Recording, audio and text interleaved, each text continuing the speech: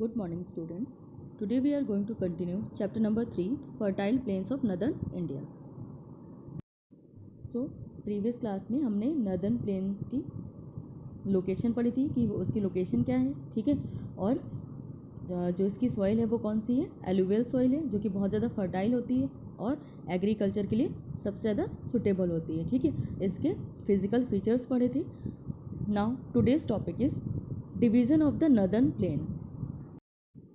The northern plain is broadly divided into 3 parts. जो हमारा northern plane है वो कितने पार्ट्स में डिवाइड है, 3 पार्ट्स में। First one is the Sutlej, the Ganga and the Brahmaputra basin. पहला है आपका सतलुज बेसिन, सेकेंड है आपका Ganga basin and third one is Brahmaputra basin. Now first one is the Sutlej basin. The western part of the northern fertile plain is the Sutlej basin.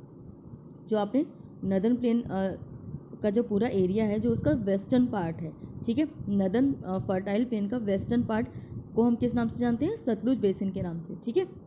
River Sutlej along with its tributaries drain the low land of Punjab and Haryana forming the Sutlej basin.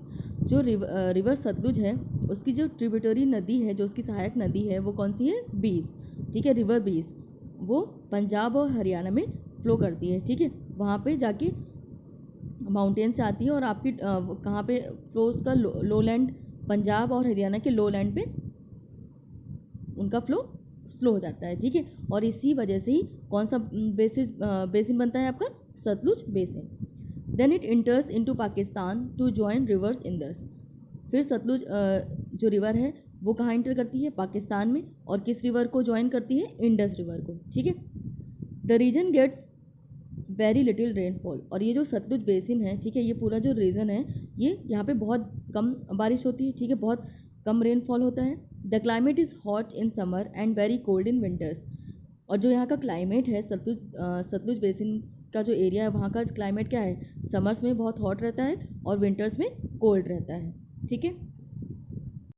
Now next basin is the Ganga basin.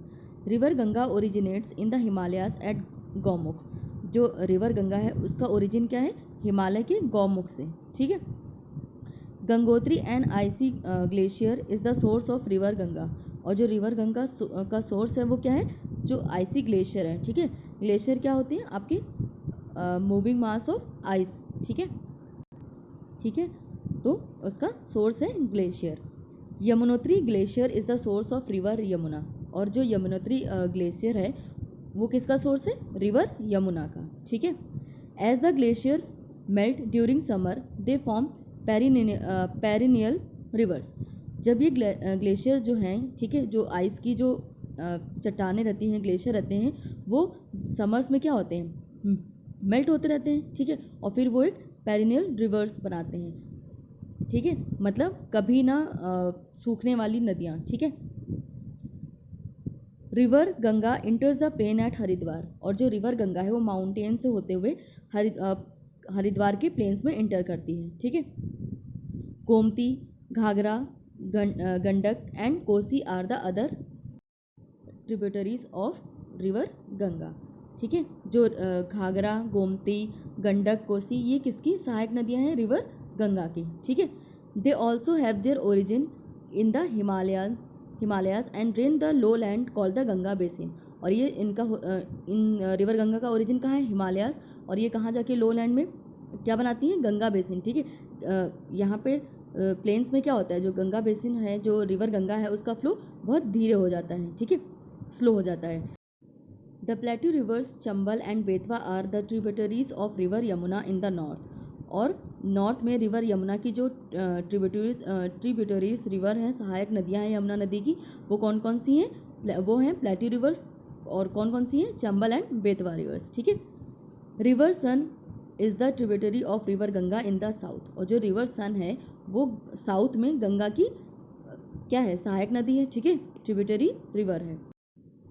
The Triveni Sangam also known as Prayag is the site of confluence of the rivers Ganga, Yamuna and Saraswati at Prayagraj, earlier known as Allahabad.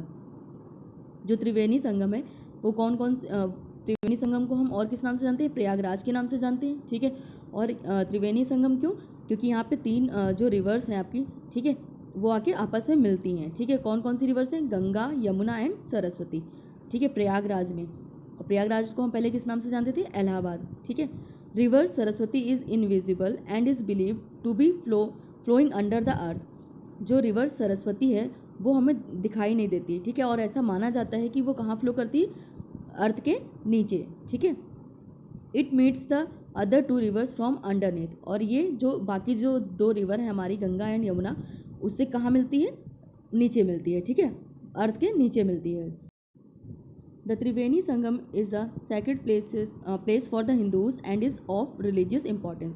जो त्रिवेणी संगम है वो हमारे हिंदुओं में क्या है? बहुत ज़्यादा इंपॉर्टेंट प्लेस है, ठीक है, रिलीजियस प्लेस है, एक धार्मिक प्लेस है, और ये बहुत ज़्यादा इंपॉर्टेंस रखता है, ठीक है। The Ganga takes a sharp turn here. और जो रिवर गंगा है वो यहाँ पे एक शार्प टर्न लेती है, and it divides into two distributaries. और ये डिवाइड हो जाती है दो रिवर्स में, ठीक है। River Hooghly, one of its distributaries, flow through West Bengal. और जो रिवर गंगा है वो दो रिवर्स में डिवाइड हो जाती है, ठीक है। तो पहली जो रिवर है वो हुगली रिवर है, और वो कहाँ पे फ्लो करती है? वेस्ट बंगाल के थ्रू फ्लो करती है, ठीक है। The other distributary flow into Bangladesh and joins river Brahmaputra. और जो दूसरी रिवर है, जो डिवाइड होकर जो दूसरी रिवर बनी थी, वो कौन सी है आपकी? वो कहाँ पे बहती है? वो बांग्लादेश में बहती है, और किस रिवर से जाके मिलती है? ब्रह्मपुत्र रिवर से जाके मिलती है। The river formed by their confluence is known as the Padma. और जो दूसरी रिवर है ब्रह्मपुत्र से जब मिलती है तो उसको हम किस नाम से जानते हैं? उसको हम पद्मा के नाम से जानते हैं।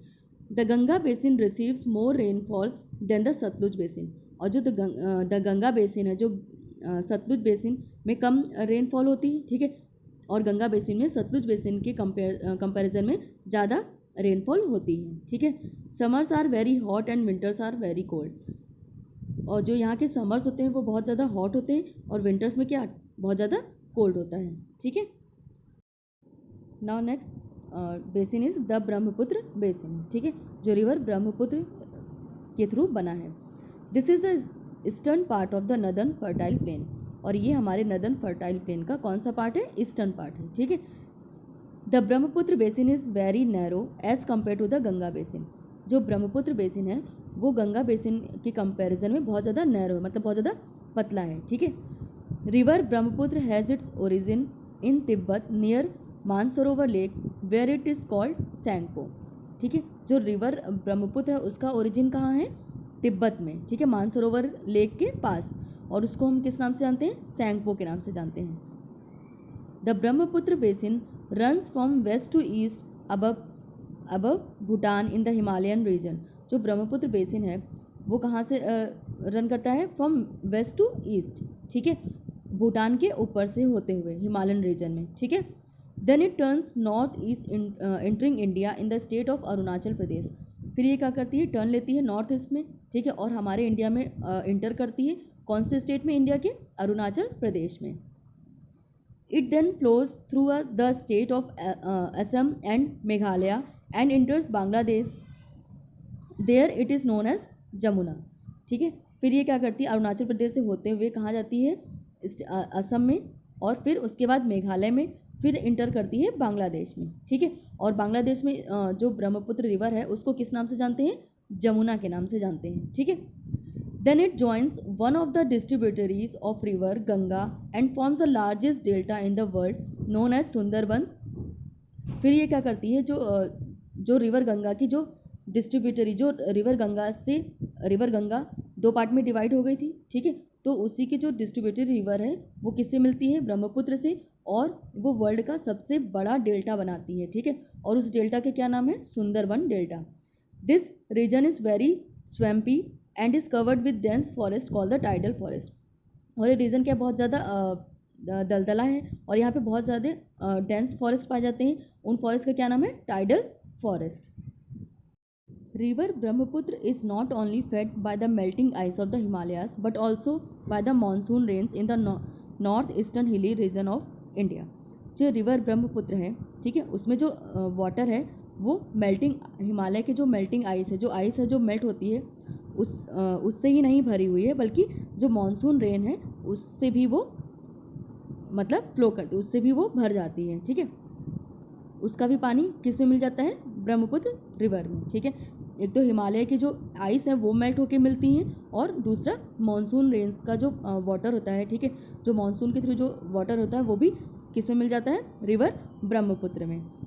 और ये इंडिया के नॉर्थ ईस्टर्न हिली रीजन में बहती है। ठीक है, as it flows through the mountains and hills it is joined by many streams. और ये क्या करती है? माउंटेन्स के थ्रू होते हुए, हिल्स के थ्रू होते हुए फ्लो करती है, और ये बहुत सारी स्ट्रीम्स, बहुत सारी धाराओं को ज्वाइन करती है। ठीक है, द रिवर दस becomes swollen during the rainy season, overflows the banks and floods the land, causing heavy damage to lives and possessions every year. This region receives very heavy rainfall. जो क्या होता है rainy seasons में, जो ये river है Brahmaputra river, वो overflow करती है। ठीक है, और फ्लड मतलब बाढ़ के, जो रिवर ब्रह्मपुत्र की वजह से क्या होती है? बाढ़ आ जाती है। ठीक है, तो जब फ्लड आएगा तो क्या होगा? हैवी डैमेज होगा, बहुत सारी लाइफ खतरे में पड़ जाएंगी। ठीक है, बहुत सारे घर, बहुत सारे डिस्ट्रक्शन हो जाता है। ठीक है, और हैवी डैमेज होता है। ठीक है, किसकी वजह से? फ्लड की वजह से। और ये हमेशा हर साल होता है। ठीक है, और ये जो ब्रह्मपुत्र बेसिन है, जो ये रीजन है, वो बहुत ज़्यादा हैवी रेनफॉल रिसीव करता है। ठीक है, यहाँ पे बहुत ज़्यादा रेनफॉल होती है। Now look at this map. जो आपका सतलुज बेसिन है वो आपका वेस्टर्न पार्ट है। ठीक है, अभी मैप का ये वाला जो हिस्सा है वो आपका वेस्टर्न पार्ट है, ये आपका ईस्टर्न पार्ट है, ये आपका सेंट्रल पार्ट है। ठीक है, तो ये आपका कौन सा एरिया हो जाएगा? आपका सतलुज बेसिन। ठीक है, और ये आपका गंगा बेसिन, और ये आपका जो ईस्टर्न पार्ट है ये आपका हो जाएगा ब्रह्मपुत्र बेसिन। ठीक है, तो थैंक यू क्लास।